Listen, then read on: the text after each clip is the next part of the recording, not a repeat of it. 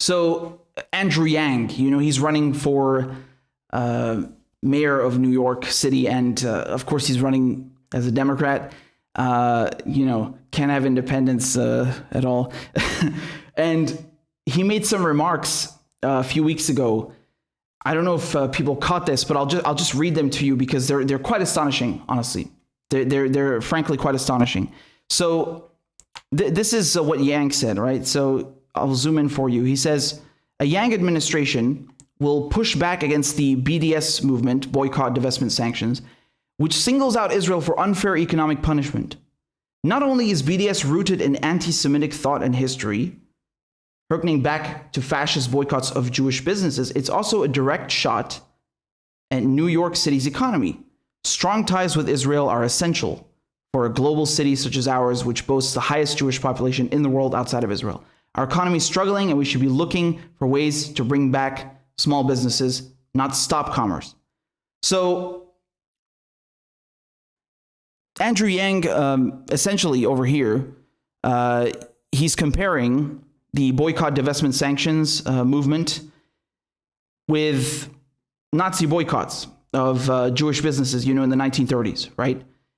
So somebody confronted him about this, okay? Let me play you this clip.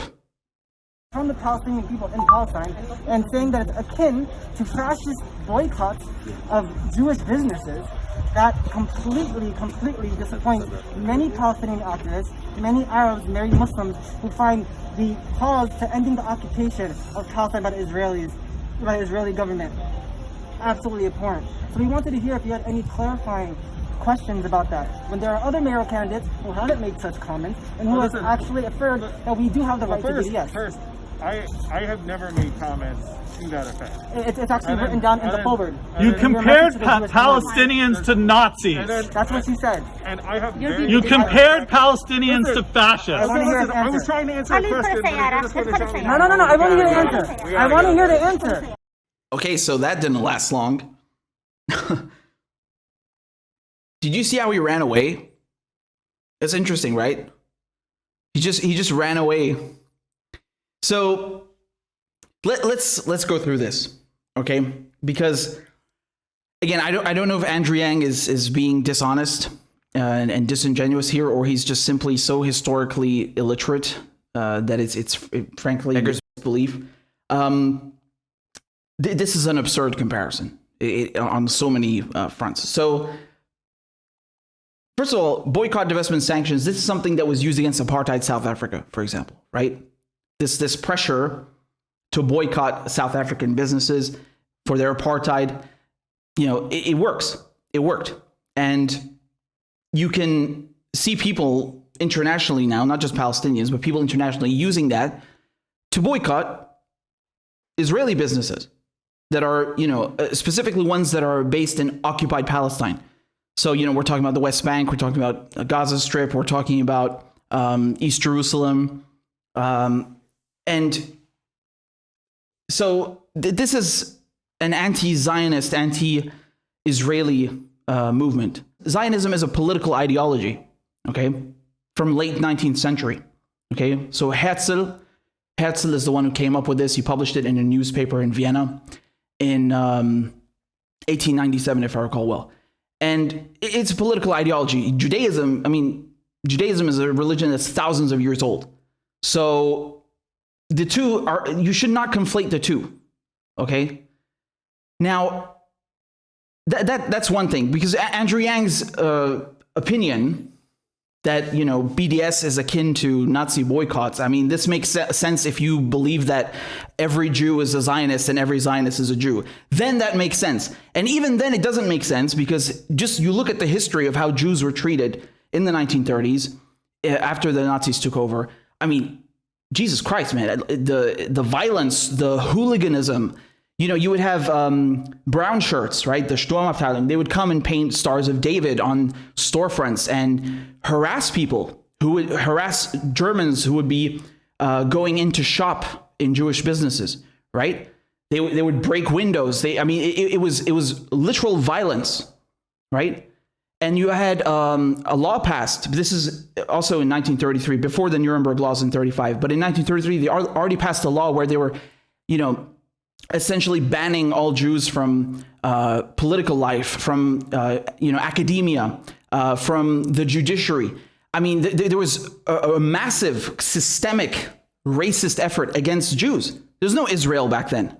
There's no state of Israel back then in 1933. This was pure anti-Semitism, what they were doing to Jews in Germany, right?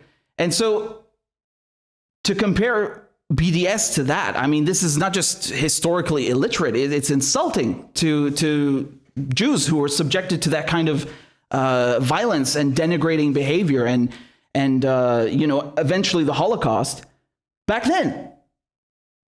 It's just incomparable. You can't equate the two. And, ask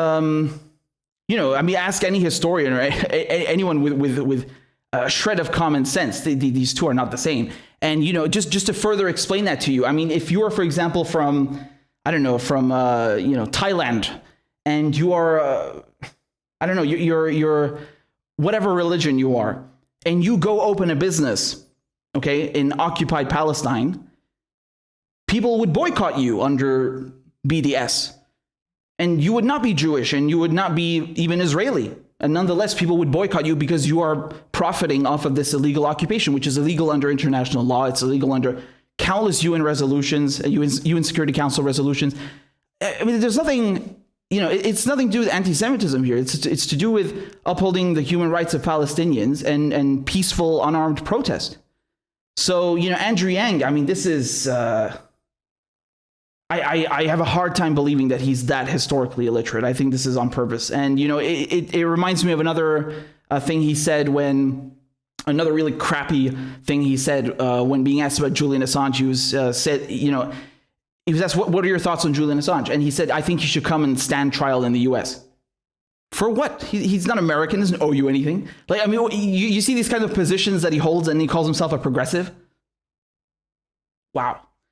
So, I mean, this, to compare BDS to fascist, to Nazi boycotts, in the 1930s, and then eventually what would turn into the Holocaust, is really absurd. This is a stretch of astronomical proportions. And again, it's really insulting to the victims of the Holocaust. So, I mean, I don't know what he's doing here. You can be against BDS without making such ludicrous comparisons, right? You could just come up and say, yeah, I'm a Zionist and I don't believe in BDS. Or you could just say, I don't think it's an effective strategy, without making such stupid, exaggerated comparisons. It's just not the same. So there you go. And I mean, again, someone running inside the Democratic Party and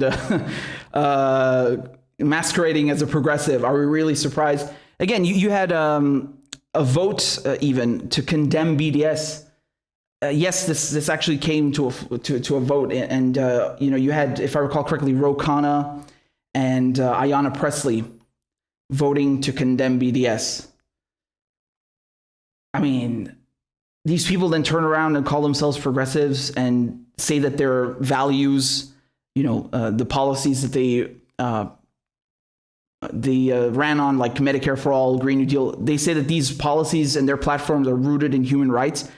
You don't support the human rights of Palestinians? Like you think that they should just continue to live under occupation and Israel should get away with oppressing them with impunity?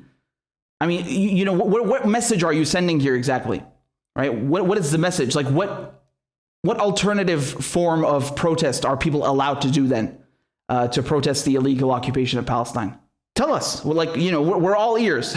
What do you propose then? If unarmed, nonviolent protest is not good enough for you, what is good enough for you then? What is allowed?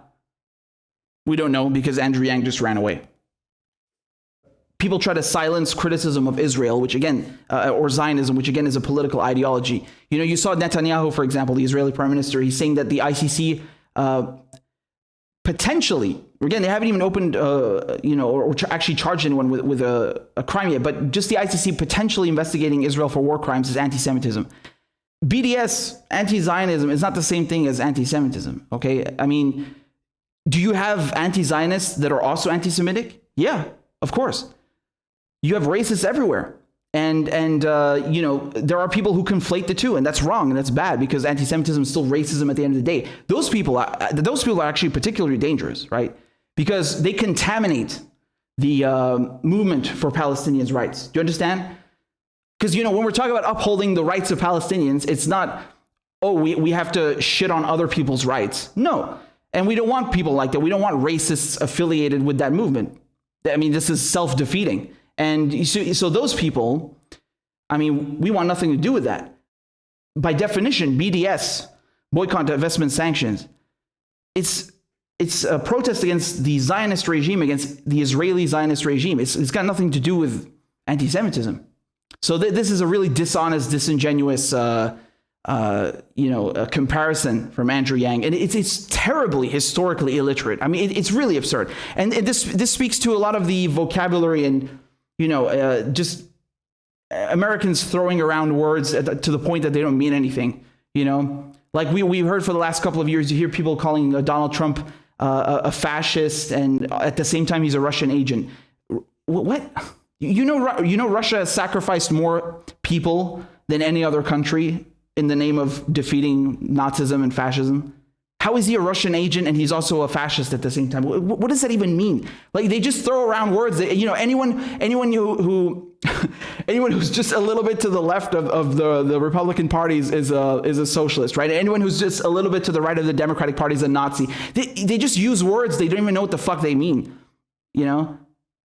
This is really bad because it dilutes, it downplays the meaning of the terms. And, you know, when you go to look at history and we talk about history, it's very bad because then you're downplaying the atrocities that happened, right? You're downplaying the suffering of people who actually suffered under the Nazis, real victims of the Nazis, right? You're downplaying that, real victims of fascism.